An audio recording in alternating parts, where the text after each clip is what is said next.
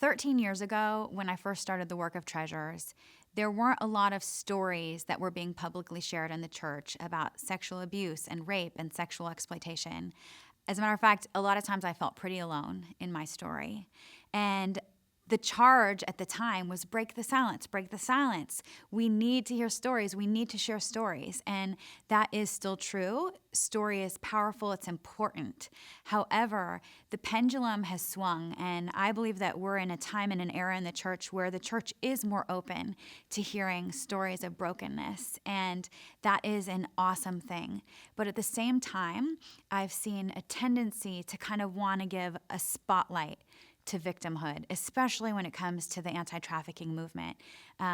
Everywhere you go, people are saying, we want to hear survivor stories. We want to hear survivor stories. And I understand the hunger and drive for that. But at the same time, if it can unintentionally communicate to people that their value is in their victimhood, because that's what we want to hear from them about. I actually remember about a year or so ago, I was filming a documentary, and I was going into my story and all the things that I had been through and the trauma and the memories. And at a certain point, the documentary maker said, okay, so I think we're good. Do you have anything else that you wanted to add that we didn't cover? And I said, yeah, actually, we haven't talked at all about Treasures or what I'm doing now or who I am today, where I am today. And he paused for a minute and just said, it's okay, I think we got what we needed. And so that told me that what he needed was just my victimhood.